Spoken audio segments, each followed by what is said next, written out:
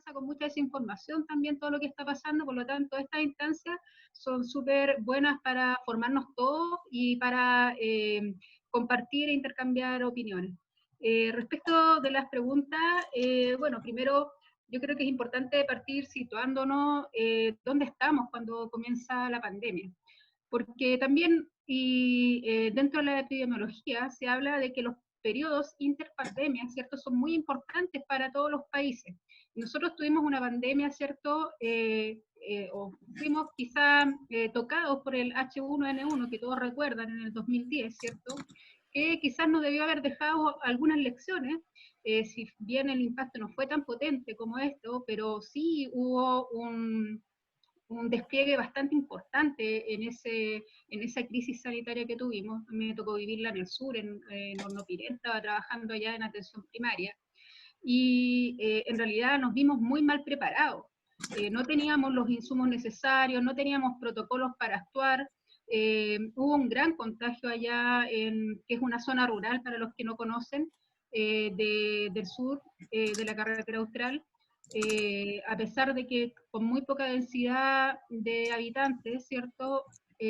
Tuvimos alta cantidad de contagios, porque teníamos solamente una micro que nos trasladaba a todos los lugares eran muy hacinados, y a pesar de eso, de esas lecciones que nos debió haber dejado esa crisis, hoy día volvemos, nos encontramos con esto, y realmente nos damos cuenta que parece que no aprendimos nada de ese caso.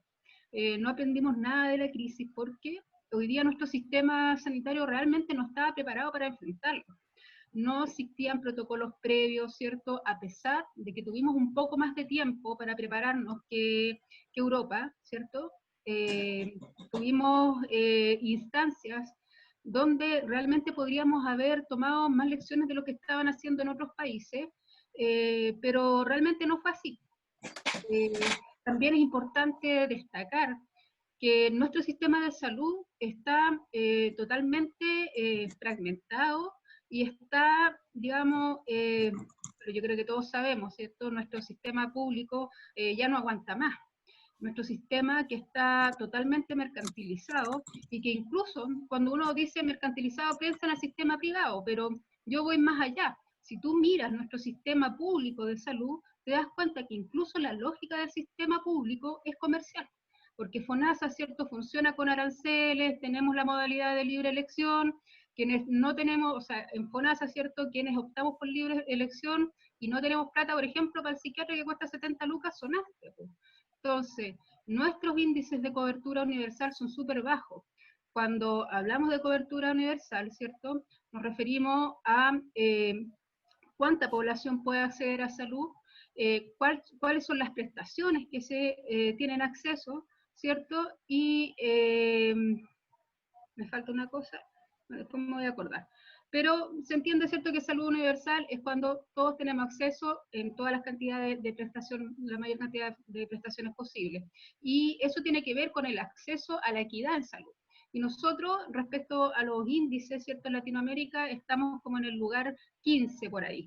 Primero está Cuba, ¿cierto? Último está Haití, en 20 países nosotros estamos en el ranking 15, ¿ya? Por lo tanto, ¿cierto?, todos esos déficits que tiene nuestro sistema, que son estructurales, hoy en esta pandemia, ¿cierto?, dejan a la luz pública las falencias y las dificultades que tenemos para enfrentar esta crisis, que son múltiples. Yo como funcionaria de Ceremi, y muy responsablemente lo digo, nosotros a fines de febrero, después de haberse presentado el primer caso, recién nos llamaron, ¿cierto?, a reunión de coordinación con la red, recién diciéndonos en China, ¿cierto?, hubo un brote y puede que se nos venga acá, cuando ya había habido un caso en Chile, ¿ya? O sea, cuando el gobierno dice, nosotros estábamos preparados desde enero, están mintiendo, realmente están mintiendo y ni se arrugan para hacerlo. Y lamentablemente los protocolos para los funcionarios públicos, incluso para nosotros como Ceremi, nos han bajado recién hace 15 días atrás, sabemos qué hacer cuando llega una persona sospechosa, ¿cierto?, a atenderse, por ejemplo, a Compin, que es el área donde yo trabajo. Por lo tanto, cuando dicen, nosotros estamos preparados, tenemos los protocolos, yo les digo, realmente nos están mintiendo. Y yo creo que ahí hay que hacer mucho énfasis en que el gobierno ha tomado con mucha liviandad la salud de los trabajadores. En Compín, lamentablemente, tuvimos el primer brote, cierto, grande, del que todos tuvieron conocimiento, fue en Compín Metropolitano, donde tuvimos compañeros graves en la UCI, ¿cierto? Y donde lamentablemente ya hasta ahora tenemos un colega fallecido, producto de COVID. Y eso obedece, como le digo, a la falta de protocolo, a la falta de preparación, y que lamentablemente aún no se ha subsanado totalmente. Hoy día en nuestra región, el Ceremi también lamentablemente dio positivo, él se encuentra grave, internado en la UCI, y bueno, esperemos que se recupere. Pero también esto es yo creo que un remesón para toda la autoridad sanitaria, y para que en el fondo decir, tenemos que realmente tomarnos en serio y revisar los protocolos, revisar la seguridad de los trabajadores y ver cómo estamos funcionando. ¿Qué nos ha enseñado la pandemia? Bueno, como les decía, lamentablemente no estábamos preparados, nuestra salud es altamente precarizada, y yo creo que esto sí, siendo positivo, tenemos que verlo como una oportunidad. Efectivamente, esto nos pilla en medio de un debate constitucional, donde estamos configurando las bases para un nuevo pacto social, y ese pacto social tiene que asegurar ciertos derechos que hoy día realmente la Constitución no asegura, y todos sabemos que la Constitución consagra el derecho a elegir, pero no el derecho realmente a la salud. Por lo tanto, hoy día nuestro diálogo, ¿cierto?, tiene que ser en esa línea. ¿Cómo queremos la salud? ¿Cómo queremos consagrar este derecho? Y esta crisis nos da una tremenda oportunidad. ¿Por qué? Porque efectivamente nosotros podemos empezar a instalar desde la política ciertas ideas, ¿cierto? Que si bien se comentaban antes, ahora las podemos profundizar. O sea, hoy día es una oportunidad para decir, el sistema público tiene que trabajar, o el sistema privado tiene que trabajar para el público y no al revés, ¿ya? Necesitamos un seguro universal de salud, ¿ya? Y el fondo, ¿cierto? Como decía muy bien Claudia, el 7% que se va para la salud privada tiene que venir a fortalecer la salud pública. Y hoy día, cuando se discute, ¿cierto?, el tema de las empresas privadas, tenemos que pensar, por ejemplo, en las clínicas que se están declarando en quiebra, ¿cierto? Y ahí nosotros tenemos un rol súper importante, donde podemos decir, claro, nosotros podemos trabajar como empresa, podemos rescatar las clínicas, pero el Estado puede tener un rol, ¿cierto?, en el directorio de esas clínicas para fortalecer para la salud pública. Por lo tanto, yo creo que digamos, este episodio o esta pandemia es una oportunidad para que nosotros, como trabajadores de salud, desde las aristas políticas, podamos orientar y caminar para soluciones, ¿cierto?, a largo plazo y estructurales, que se pueden profundizar en el debate constitucional. Y bueno, por otro lado, yo creo que es muy importante también considerar, y son cosas que quizá nos falta en que la autoridad, ¿cierto?, sea más contundente en decir cuáles son las medidas a corto plazo que está viendo con el sistema de salud, eh, respecto de las otras patologías y de los otros problemas de salud. Porque hemos escuchado mucho sobre el COVID, pero no hemos escuchado ninguna medida del gobierno para que nos diga, por ejemplo, qué va a hacer con la salud mental, qué va a hacer con las listas de espera, qué va a hacer con los pacientes que se están acumulando. Eso es una crisis que viene. Y realmente no hemos tenido ninguna respuesta, y ahí yo creo que también es donde nosotros tenemos que pensar en qué vamos a hacer o qué propuesta tenemos que hacer para que este periodo de transición no tenga un impacto tan negativo para la salud de la población en general, para el tema de la salud mental, donde la salud mental ha sido totalmente, yo creo que es manipulada por el gobierno, porque cuando saca el tema de la violencia, ¿cierto? La Evelyn Matei dice, no podemos tener cuarentenas porque las cuarentenas hacen que las mujeres sufran violencia. En vez de decir, ¿cierto?, yo me hago cargo de la violencia y genero políticas públicas para que las mujeres que están en cuarentena, ¿cierto?, estén seguras. Yo creo que esos temas nosotros tenemos que abordarlos, tenemos que ser capaces de ponerlos sobre el tapete y empujar para que las políticas vayan en la dirección de la protección real de la salud mental y evitar la violencia, en general la violencia de género. Eso, no sé cómo voy de minuto. Ay, quedan 5 minutos. Sí, bueno, lo dejo por ahí por ahora.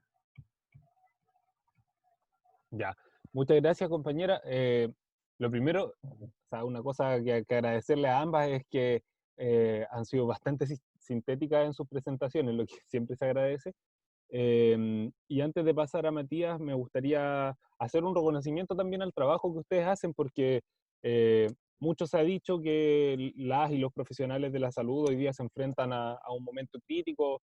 eh, Se les ha comparado incluso con la primera línea, pero creo que ese trabajo no va solo en este momento de la pandemia, no ha estado solo ahí, y creo que también cuando ustedes levantan este tipo de críticas, este tipo de posicionamientos políticos, nos muestran un camino posible. Saludo también a los compañeros que han estado mandando mensajes por el chat y a las compañeras también que han mandado preguntas. Veo que también hay otros compañeros del área de la salud, el compañero Lorenzo González ahí comentaba algo. Un saludo también para él. Ahora pasamos a nuestro tercer expositor, Matías Goyenechea, que es también un experto, aunque más desde el área del estudio que desde la práctica, como las compañeras anteriores, en el área de la salud pública. Dale, Mati. Bueno, buenas noches a todos, todas. Agradezco el espacio, poder conversar de estos temas de salud, reforma, Estado, siempre se agradecen. Yo creo que son iniciativas que hay que seguir replicando y profundizando para poder dar mayor densidad también al partido en estos debates. A ver, yo voy a tratar de responder las tres preguntas más o menos de una sola vez. Y en el fondo partir un poco señalando de que hacer una lectura crítica un poco de cómo se ha ido generando, produciendo la situación del COVID-19 y las respuestas del Estado, por ejemplo, nos tiene que al tiro remitir a pensar el contexto político y la conducción política también del proceso. Lo primero es que nosotros veníamos en un proceso de movilización social abierto desde octubre, donde se estaban cuestionando las bases del modelo económico, y donde teníamos un gobierno con una credibilidad, con unos niveles de confianza y apoyo en el suelo. Esa es una primera constatación que me parece importante de dar. Desde el punto de vista como político, también este proceso ha sido conducido, yo creo, de una manera bastante peculiar. Por un lado, con estos niveles de falta de credibilidad, de falta de transparencia, etcétera, el gobierno asume una conducción autoritaria. Si uno se fija en cómo se considera y cómo se toma la decisión en esto, es básicamente el ministro de Salud, con Piñera, en sus reuniones diarias, quienes están tomando la decisión sobre la pandemia. ¿Cuál es el enfoque y la estrategia que ha habido detrás de esto? Básicamente mantener al país funcionando. Y en ese sentido, como eso ha sido lo que ha primado, es lo que se le llama como estrategias de mitigación. Entonces, todas las políticas que se han ido haciendo, en el fondo, para controlar el COVID-19 en Chile ha sido buscar mitigar, tratar de hacer cosas para poder mantener esto funcionando. Esa es un poco la mirada estratégica que tiene la autoridad, con niveles de autoritario, o sea, con una conducción autoritaria, donde en un primer momento se trata de buscar, por la presión que había, de generar mayor participación, pero esta participación termina siendo empantanada en espacios como la mesa social COVID, que más que ser un espacio de incidencia para actores sociales o social, termina siendo un espacio que termina empantanando a los alcaldes y el colegio médico en su posibilidad de incidir, que en un momento había sido exitosa. Por otro lado, en el proceso mismo de esto, político, de conducción de este proceso, ha habido una falta estructural de transparencia. Eso es algo que yo diría que es uno de los países con más niveles de opacidad que hemos tenido en la conducción de una pandemia, o de una epidemia, de una crisis sanitaria. Y hasta el día de hoy ha sido muy difícil avanzar en datos. Bueno, hay un montón de controversias desde la estrategia de testeo, desde los fallecidos. Tenemos falta de confianza en los datos que entrega la autoridad.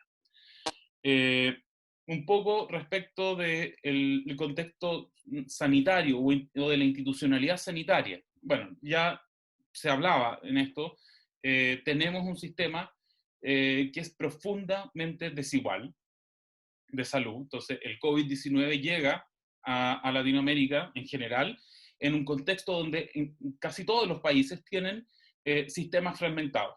Y esto tiene que ver un poco con la historia de cómo se van construyendo los sistemas de salud. Entonces, en distintos lados también tienen este problema de la segmentación.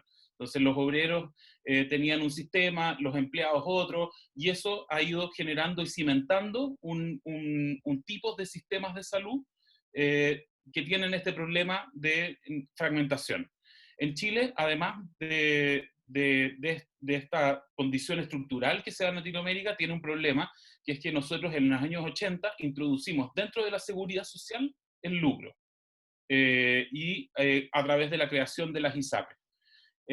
¿Cuál fue la idea en eso? Básicamente, expandir mercado. ¿Y eso cómo se aseguró? Con una constitución que garantiza la expansión del mercado a través de lo que dice la Constitución en salud, que es básicamente que las personas pueden elegir dónde poner sus recursos de seguridad social, y por lo tanto se termina garantizando la expansión de un mercado. Entonces fue una política expansora del mercado. El único país que tiene una política similar es desde los años 90 Colombia. Y en el resto de Latinoamérica lo privado no ha llegado a la seguridad social, sino que se mantiene básicamente como seguros complementarios, lo privado. En el caso de la prestación es distinto, hay más o menos extendida la prestación privada, pero básicamente tenemos ese contexto y que en el caso chileno, dado que existe esa situación de falta de seguridad social, implica que nosotros tenemos una discriminación adicional, que es que discriminamos a las personas no solo por su capacidad de pago, sino que también por la posibilidad o no de enfermar. Con eso, como base, es que nosotros hemos tenido una autoridad sanitaria que es débil, no tiene una capacidad desplegada para poder rápidamente escalar respuestas a nivel poblacional, sino que puede controlar brotes pequeños. No tenemos una capacidad de testeo ad hoc tampoco, ni laboratorios de alta seguridad no existen en Chile. Para poder alcanzar los niveles de testeo que tenemos hoy día, se demoraron casi 2-3 meses. Tenemos una lógica, además, una falta de capacidad pública fundamental e importante en términos de cama. Por ejemplo, el año 2000 teníamos 3 camas por cada 1000 beneficiarios de FONASA. Al año pasado teníamos 1,8. Entonces, en vez de abrir camas, estamos cerrando camas. El énfasis de enfrentar la pandemia, además, ha sido de carácter curativo y asistencial. Por ahí Lorenzo algo ponía por escrito, y esto es importante decirlo. El enfoque de enfrentar esto ha sido puramente centrado en los ventiladores, en las camas, y no en cómo prevenimos los contagios. Entonces no ha habido una política destinada a eso. Este énfasis curativo ha sido, yo creo que uno de los elementos más complejos que hemos tenido en la forma de enfrentar esto. La preparación también que teníamos como país fue escasa. ¿En qué sentido? No había prioridad política para preparación pandémica, a pesar de la experiencia del H1N1. Todos esos planes que se habían y todos los trabajos conjuntos que se tenían en la APEC, como APEC, a nivel de APEC, los países APEC, fueron abandonados, la unidad que estaba preparada, que trabajaba, o la gente que estaba trabajando en esto en el ministerio, se les cerró la puerta y no se siguió haciendo esos planes. Entonces, eso es otro elemento. Y un cuarto pilar de problema o de elementos tiene que ver con los condicionamientos sociales que hay. Tenemos una situación que el virus va a expandirse con mayor velocidad y mayor rapidez, dado el contexto desigual que tenemos como país. Un mercado laboral con altos niveles de informalidad implica que la gente tiene que salir a trabajar igual, porque no tiene empleos protegidos o donde exista, o incluso los empleos protegidos han terminado siendo bastante castigados. Tenemos condiciones de hacinamiento en términos territoriales, la vivienda precaria y con escasas capacidades en ese sentido. Esto produce también, o tenemos situaciones de violencia de género y problemas de salud mental que, a propósito de medidas como de las cuarentenas, tienden estos costos sociales a aumentar, pero esto efectivamente uno lo puede contrarrestar con políticas de protección social que actúan para mitigar esto o eliminar o reducir este tipo de problemas, que eso ha faltado. Entonces, renta básica, universal, y todo ese tipo de políticas han sido a medias. Entonces, tenemos este problema de cómo se ha enfrentado a partir de eso.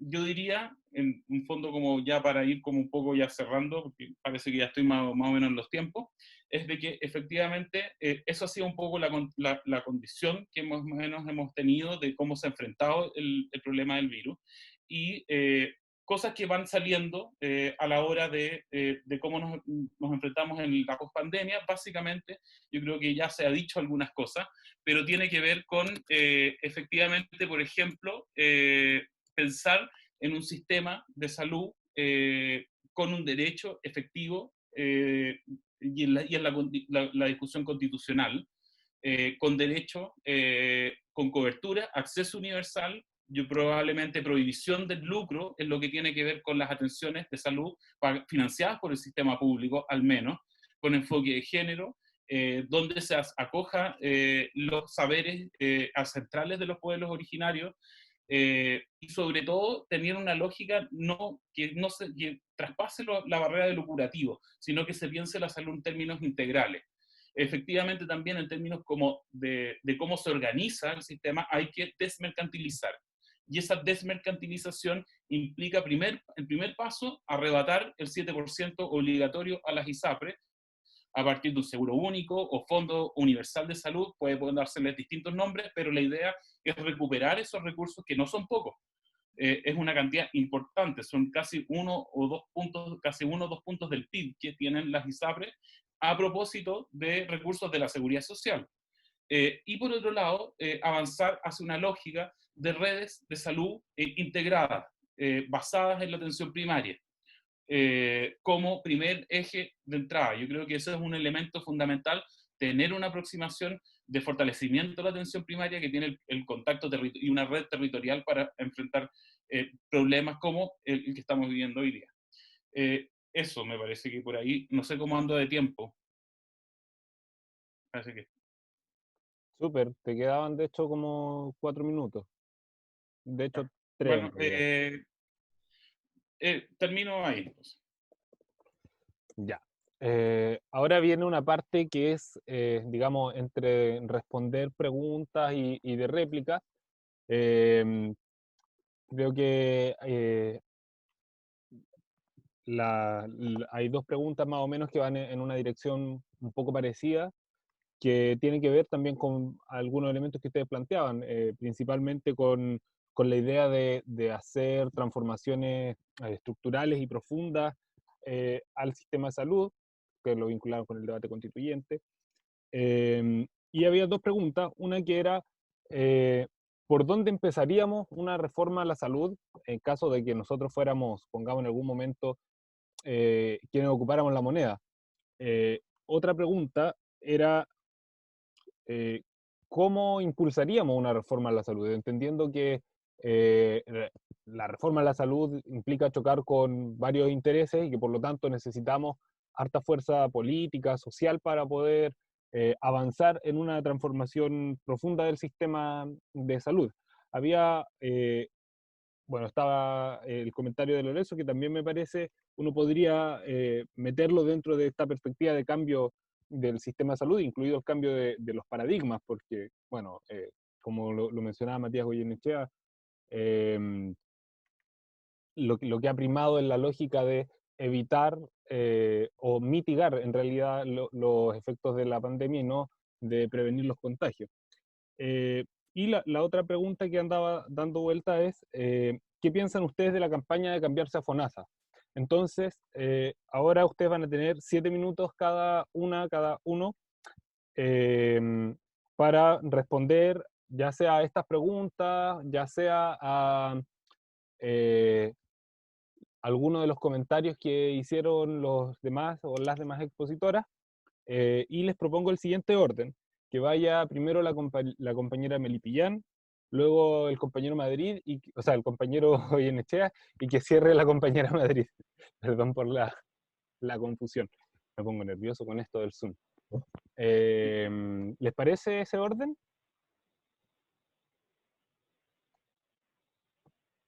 Dale, déjame ordenarme con las preguntas. Entonces era cómo podemos impulsar la reforma a salud, ¿cierto? Eso entendí.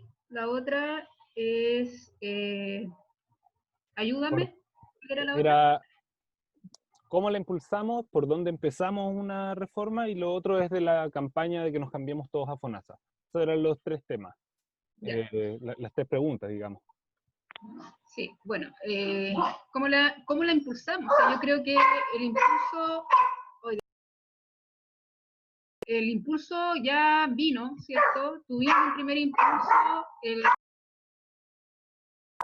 disculpen mis perros, tuvimos un primer impulso súper fuerte el 18 de octubre, que es evidente, uno de los malestares más profundos del estallido social tiene que ver con esta desigualdad odiosa que hay en salud, que es dolorosa también, y que o sea, tiene que ser solucionada. O sea, realmente yo creo que no podemos avanzar hacia un nuevo acuerdo social sí que se solucione este problema de la salud que es tan urgente para muchos chilenos, o miles, la mayoría de los chilenos en realidad. O sea, hoy día es realmente urgente impulsar de manera coordinada y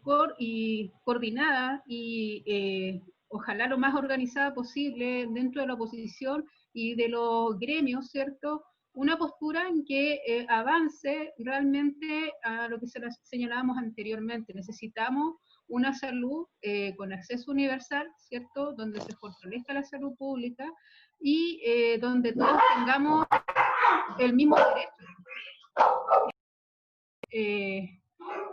Porque es realmente indignante cuando uno trabaja en salud pública, realmente muchas veces uno o sea, lo escucha, pero vivirlo es muy diferente. Yo, por ejemplo, trabajé en Horno Pirén, como lo decía antes, que es un lugar muy, muy rural, muy precario, donde realmente nosotros teníamos que muchas veces caminar kilómetros y kilómetros para hacer rondas, sin los recursos necesarios, con puro aguante,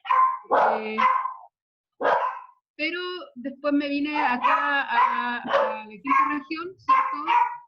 Trabajé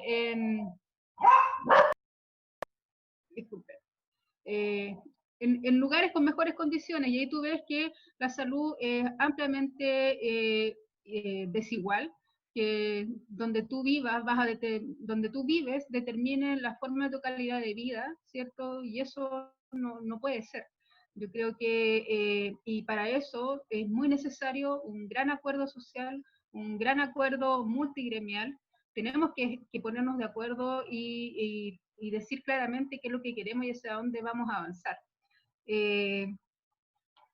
La campaña de cambiarnos a FONASA, bueno, la verdad es que yo soy FONASA, nunca he sido ISAPRE, siempre he sido FONASA, y me he atendido en el sistema público hasta el día de hoy, todavía ocupo los hospitales, y y es realmente frustrante. Yo la verdad tengo una hija y realmente es muy frustrante, por ejemplo, a veces necesitar atención de salud mental o algo y no tener acceso. Pero también yo le digo a todos mis amigos, conocidos, o sea, para cambiar el sistema necesitamos que la gente se cambie a FONASA para tener más recursos por un lado y por otro, para impulsar, ¿cierto?, esta toma de conciencia de que el sistema es desigual, pero que necesitamos mejorarlo. O sea, yo creo que también aquí tiene que ver mucho con la solidaridad, con cómo entendemos el sistema de salud, donde aquí no se trata de salvarse solo, ¿cierto? Que muchas veces la lógica de la ISAPRE tiene que ver con que yo puedo más y necesito asegurar mis prestaciones de salud, pero eso también tiene un costo para el sistema en general.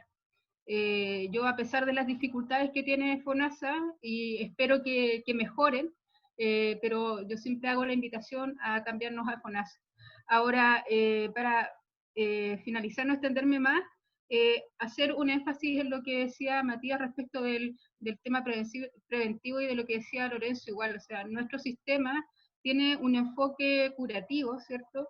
Y hoy necesitamos sí o sí cambiar ese paradigma de la salud. Hoy día necesitamos mirar la salud desde lo que es promoción y prevención realmente, donde la atención primaria tiene que tener un rol protagonista en la nueva estructura del sistema de salud, donde la mirada sea, ¿cierto?, tener salud, tener bienestar y no enfermarnos. Y para eso, ¿cierto?, es necesario un cambio en el paradigma y también es necesario eh, un la democratización de la salud. En este momento, las tomas de decisiones, no solo en esta pandemia, sino que en todas las tomas de decisiones respecto a salud, los gobiernos actúan solos, olvidando, ¿cierto?, que hay muchos actores, hay gremios, trabajadores, mundo académico, mundo científico, que tiene experiencia en el área y que puede aportar a hacer un sistema mucho más democrático, mucho más amplio y que sea más justo para todos. Ahí me quedo.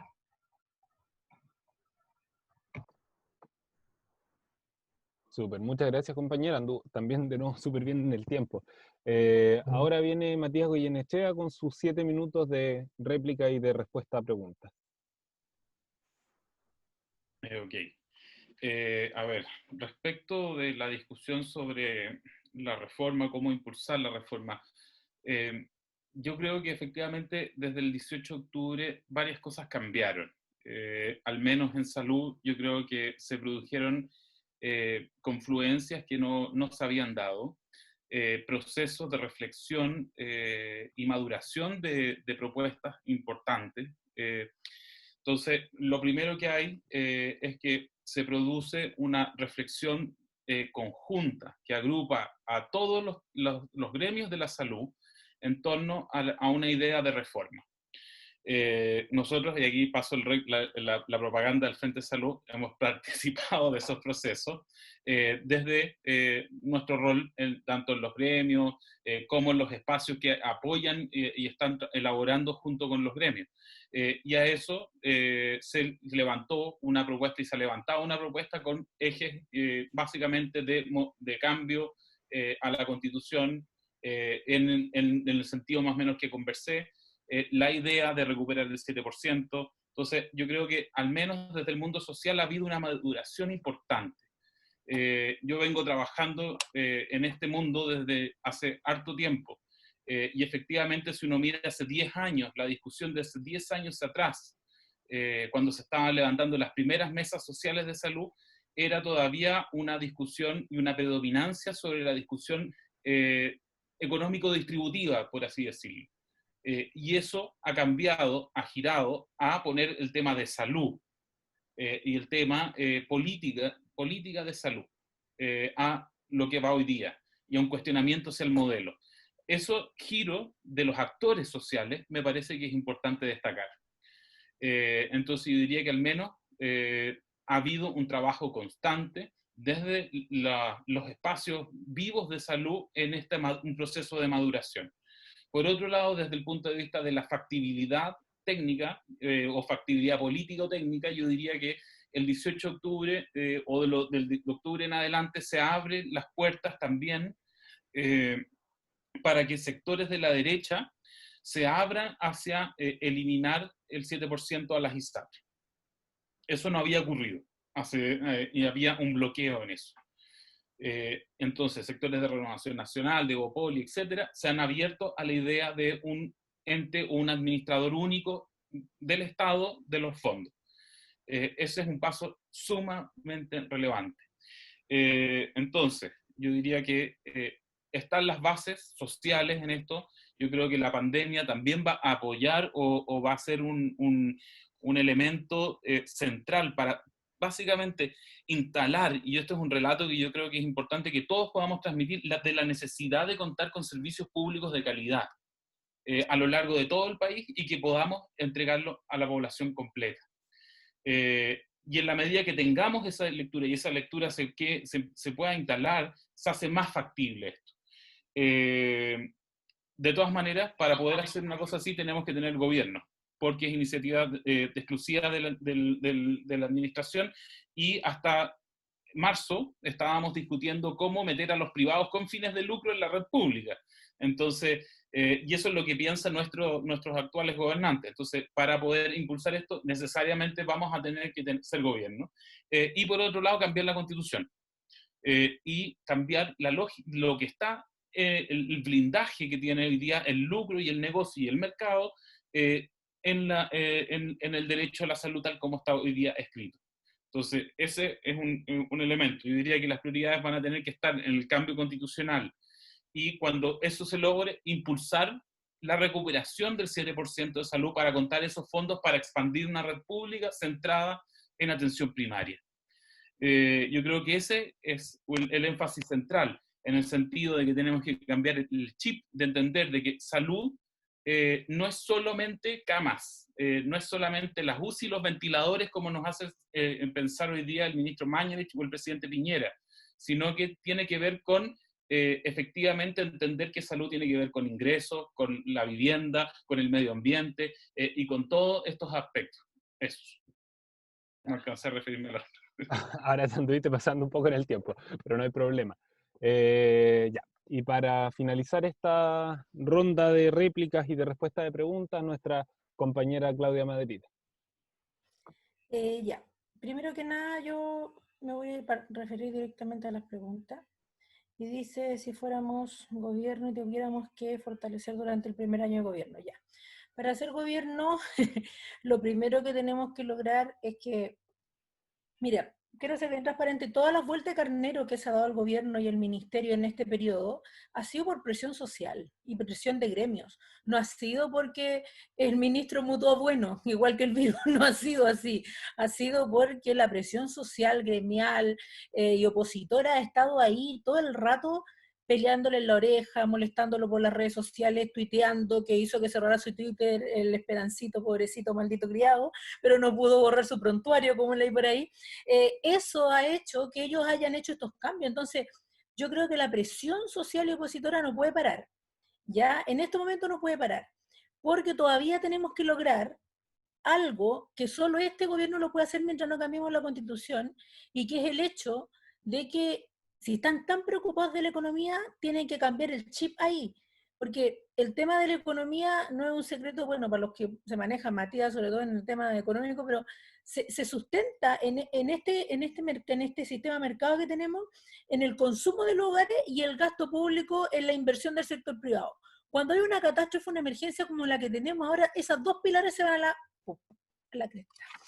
Y en estos momentos, nuestro gobierno está más preocupado de tener una calificación AAA a nivel internacional que, por ejemplo, pensar en estos momentos que aumentar el gasto público ya no es tema. En estos momentos endeudarse y que el gobierno se endeude no es tema. Tiene que aumentar el gasto público. No lo hizo para satisfacer lo que nosotros queríamos como renta básica de emergencia, no lo hizo. No tiene ganas de hacerlo, quiere seguir quedando bien mirado frente a la economía internacional, y esa cuestión es potente, y ahí nosotros tenemos que hincar el diente de que lo haga, y lo tiene que hacer, y lo tiene que hacer, y lo tiene que hacer. Yo no concibo en que llegue el momento, como pasó en España, donde el médico tenga que llorar por 20 muertes diarias, y que nos traspase al sector salud la responsabilidad de decidir quién vive y quién muere, que se conecta un ventilador y quién no. Eso es muy irresponsable de parte del gobierno y eso es lo que está haciendo, ¿ya? Por lo tanto, yo creo que lo primero que tenemos que hacer antes de pensar en cambiar la constitución es seguir hinchando política socialmente y positivamente para que el gobierno tome su rol en lo que tiene que ver con gasto público, tome su rol en lo que la economía ya se le fue a las pailas y que haya un decrecimiento organizado, ¿ya? Eso es lo primero que tenemos que hacer.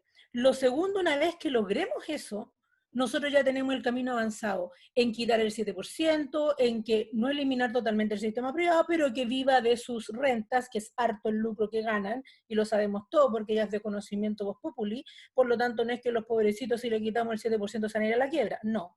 Tampoco la idea es eliminar el sector privado de una, porque pensemos que gran parte de nuestra comunidad y fuerza trabajadora también trabaja ahí, y ellos no tienen la culpa del sistema, ¿cierto? También trabajan ahí y no tienen la culpa del sistema. Entonces, cuando nosotros pensamos en que queremos ser un gobierno, tenemos que pensar en todos los chilenos también, pues no en un puro grupo y en el otro no. En relación a eso, de ahí sacar el 7%, como le digo, es lo más urgente, una vez que presionemos al gobierno en que se haga cargo de esto. Y después en el tema de cambiarse toda FONASA, yo ahí tengo una aprensión primero. El secreto no está solo en cambiarse FONASA, insisto, mientras no eliminemos el 7%, podemos hablar de que aumentemos el PIB en salud como muchos pelean, aumentemos el PIB, aumentemos el PIB, aumentemos el PIB. Mientras más aumentamos el PIB para salud, resulta que más se va a filtrar esa plata para el privado, porque la infraestructura de salud no da abasto y no está creada para la mayor cantidad de la población. Por lo tanto, si nos cambiamos toda a FONASA, claro, vamos a hacer quebrar el sistema privado. Pero, ¿qué nos va a atender? ¿Se han puesto a pensar eso? ¿Quién nos atiende si la infraestructura no está creada para, en estos momentos, poder proteger a toda la población? Primero tenemos que cambiar estructuralmente el sistema y que las platas de FONASA no se vayan al sector privado. Primero tenemos que lograr eso y pensar en forma inteligente cómo darle vuelta a la mano al gobierno y luego nosotros hacemos este quiebre y nos cambiamos toda FONASA. Pero una vez que le quitemos esas lucas al privado, porque si no, no sacamos nada, porque igual toda la plata se va a ir igual al privado, aunque nos cambiemos toda FONASA. ¿Ya? Y el tercero que habla Lorenzo, que tiene que ver con el tema también improvisado. Por ejemplo, hablábamos con la Vale temprano y discutíamos este tema de un gobierno tan reactivo y una salud tan reactiva, sobre todo en el tema de las cuarentenas. Es fácil hablar, y a lo mejor aquí muchos van a estar en discusión conmigo, pero es súper fácil decir cuarentena regional. Yo soy de la región de Valparaíso, que ahora tenemos se nos dispararon todos los casos, pero nosotros pensamos, ¿cómo haces cuarentena cuando te das cuenta que que se está gobernando un país pobre, precarizado? ¿Cómo haces cuarentena cuando la misma clase alta se dio cuenta ahora que le hacen una cuarentena y la nana que trabaja en el barrio bajo no le puede llegar a cuidar a los niños? Po? Entonces ahora dice, pucha, ¿cómo me ponen una cuarentena? ¿Qué hago yo sin nada si no sé ni cocinar? Ahora llevándolo al terreno más nuestro en Valparaíso, que tenemos alto índice de cesantía y alto índice de vejez, piensa tú cómo hacer una cuarentena si la gente tiene que salir a la calle a vender sus cositas para vivir. Y si tú haces una cuarentena en estos momentos, lo único que vas a lograr es aumentar la delincuencia a niveles impresionantes. Por ende, yo soy más partidaria de los cordones sanitarios, como hablamos con la Val hoy día, por ejemplo, en nuestra región, que ya se dispararon los casos. Tenemos comunas como Quilpué, Villa Alemana, donde todavía no se nos disparan los casos. Y aquí los cordones sanitarios no hay que ponerlos en los casos donde ya se disparó y se perdió la traza. Hay que ponerlo precisamente en estas comunas donde todavía tenemos todo controlado. Si yo pongo un cordón sanitario en las comunas, en Aysén, en los lugares donde todavía no se dispara, hago que la gente no pueda meterse ahí, no pueda arrancarse ahí y podemos restablecer la economía que tanto le importa al gobierno y por Dios que a todos nosotros también, porque si no la gente no trabaja, es precisamente cuidando estas comunas donde todavía no se dispara la traza. Y entonces el gobierno piensa al revés, le pongo cuarentena y dejo la embarrada en las puertas donde ya está la embarrada, sin testear, sin nada, y a esa gente arranca para las comunas donde se entera que no hay problema. Eso es un poco las primeras preguntas que había. Súper bien, anduvo precisa en el tiempo también, ahora justo 7 minutos recién. Bueno, contarles que ya llevamos 1 hora de discusión, como pasa el tiempo, ¿no? Quiero, antes de darles un minuto de cierre a cada una y cada uno, comentarles que han salido algunas preguntas más. Mi impresión es que no vamos a alcanzar a darlas de manera sostenida, porque, bueno, ya una hora de discusión es un poco tarde. Igual se las comento. Aquí el compañero Javier Ahumada preguntaba, ¿sería posible pensar una política de salud que además vaya más allá del Estado? Creo que algo de eso comentaba Matías en su respuesta adelante, cuando decía los enfoques de saberes tradicionales desde distintas perspectivas, con perspectivas de género. Hay otra pregunta, dos preguntas que plantea la Lore acá, que son, bueno, asumiendo que esta no es ni la primera ni la última pandemia que vamos a tener, a medida que se avanza en deforestación hacia lugares no habitados, mayores virus de animales salvajes podrían pasar a humanos. ¿Cómo conversamos entre salud, medio ambiente, ciencia? La otra pregunta tiene que ver con la vacuna y la otra pregunta de la Lore, digamos, y la posibilidad de que en Chile podamos acceder a esa vacuna, digamos, a un precio relativamente razonable. ¿Cómo pensamos que podríamos abordar eso? Lorenzo agrega un comentario acá sobre superar la mirada de salud radicada en la concepción biomédica y hospitalocéntrica hacia la democratización del bienestar pleno de la población. Rememora también el mejor programa de salud que ha existido, que estaba contenido en las 40 medidas básicas de la Unidad Popular. Y bueno, aquí hay varias más preguntas que creo que como que se nos haría un poco largo intentar abordarlas todas. Les voy a proponer, esto no estaba incluido en el formato originalmente pensado, pero les voy a proponer que tengamos 2 minutos por persona, muy resumido, ya han demostrado mucha capacidad de síntesis, así que les tengo toda la fe al respecto, para intentar entrarle, aunque sea a uno o dos de estos temas, y después aprovechan también de hacer un cierre en esos 2 minutos. Partió delante la compañera Madrid, después la compañera Melipillán, así que ahora vamos a partir por Matías Goyenechea, después vamos a poner a la compañera Madrid y va a cerrar nuestra compañera candidata Valeria Melipillán. ¿Les parece? Dale, Mati. Bueno, son hartos temas en las preguntas que han salido. A mí me parece de que efectivamente hay salud más allá del Estado, partiendo por eso. Volviendo a hacer el énfasis, nosotros en Chile hemos sido pioneros un poco en eso.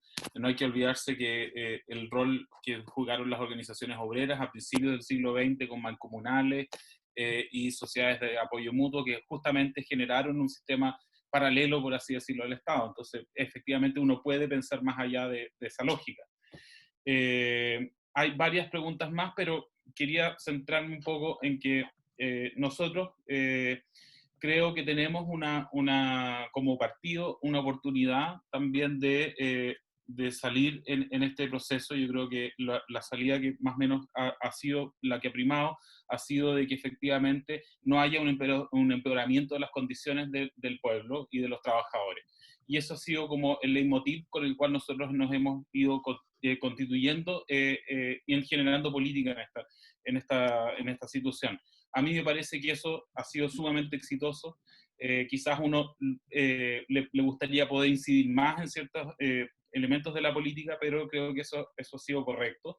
Junto con eso, yo creo que hay que ir alimentando y preparando lo que es la bajada post-pandemia, en el sentido de seguir fortaleciendo los servicios públicos de calidad y ir rompiendo con una lógica de entender la salud como un proceso curativo asistencial solamente, sino que avanzar en entenderlo integralmente.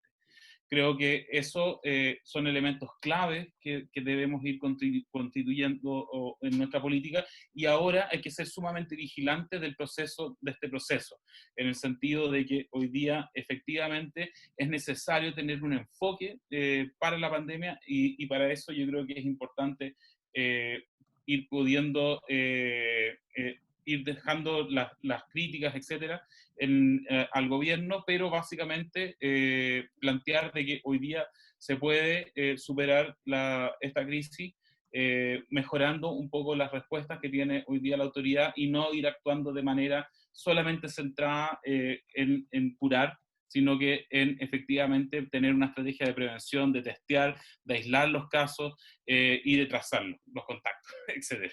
Eso. Ya, gracias Mati. Ahora vamos con la compañera Madrid, sus dos.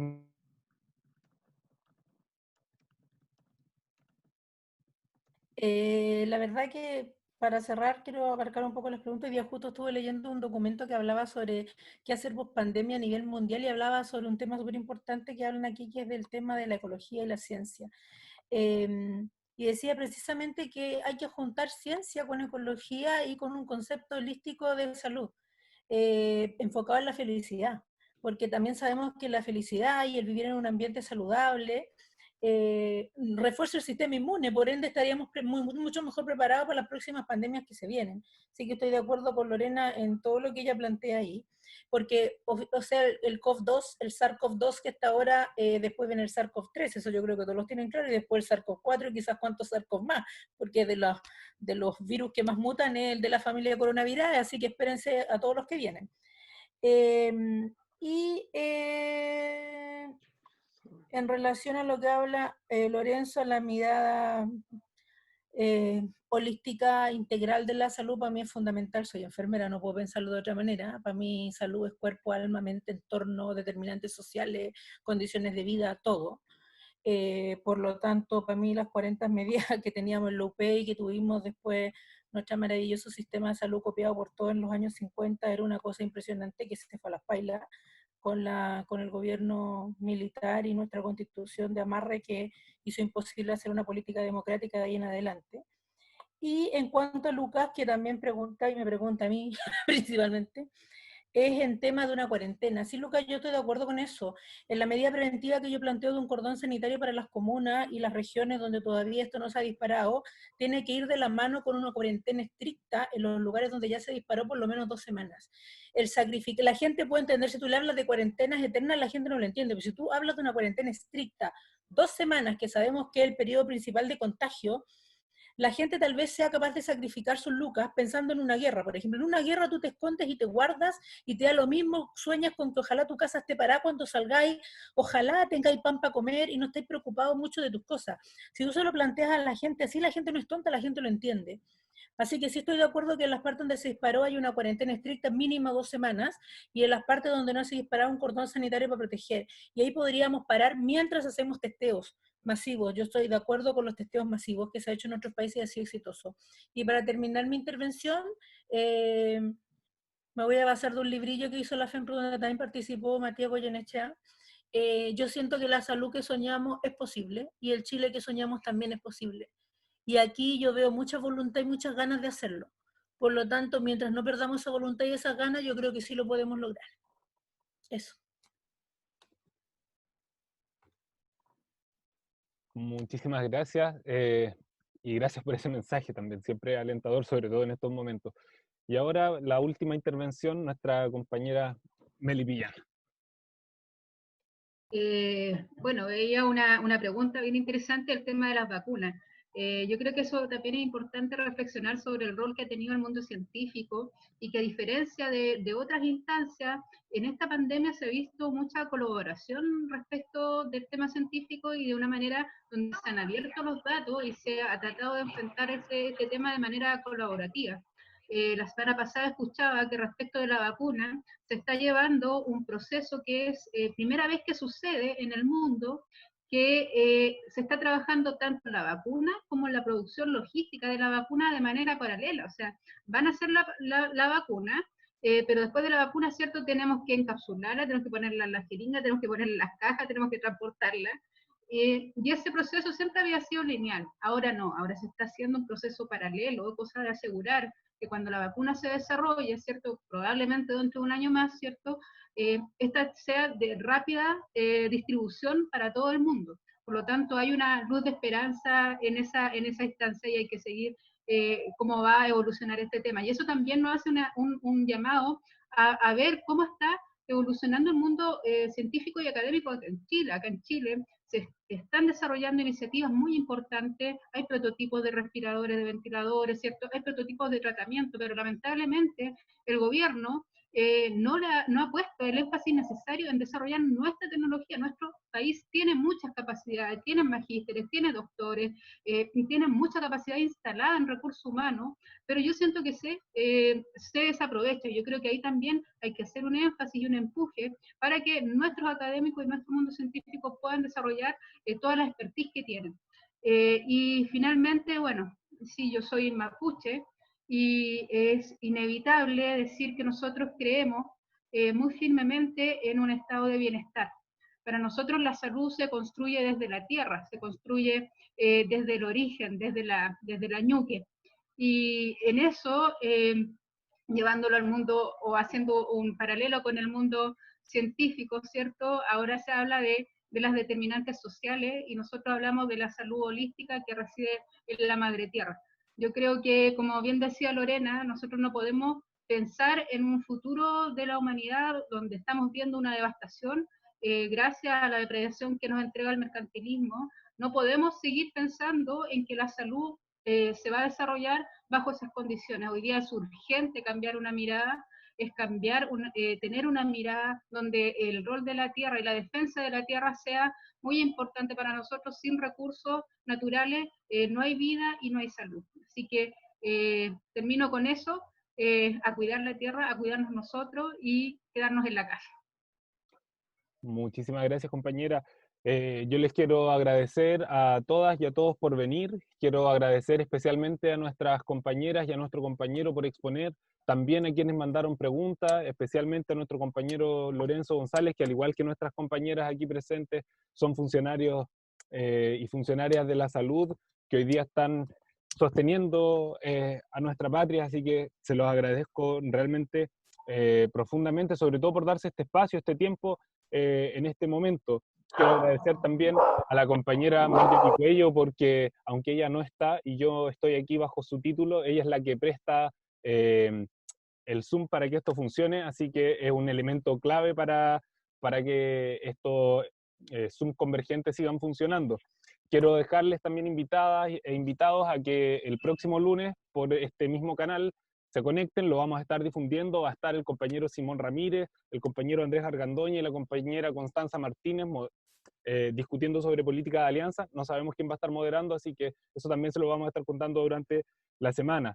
Por último, a seguir conectados, a seguir encontrándonos. En estos tiempos de pandemia tenemos que ser responsables con nosotros y con nosotras, pero también entender que ser un partido político significa tomar la iniciativa, impulsar medidas y aprovechar esta oportunidad de crisis, este momento que sin duda es amargo para todas y para todos, y bien lo sabemos como partido, para aprovechar de impulsar las transformaciones que justamente gracias a este momento crítico hemos podido identificar. Así que a organizar, a seguir pensando en conjunto y a seguir transformando Chile. Muchas gracias, compañeras y compañeros. Hasta el próximo lunes.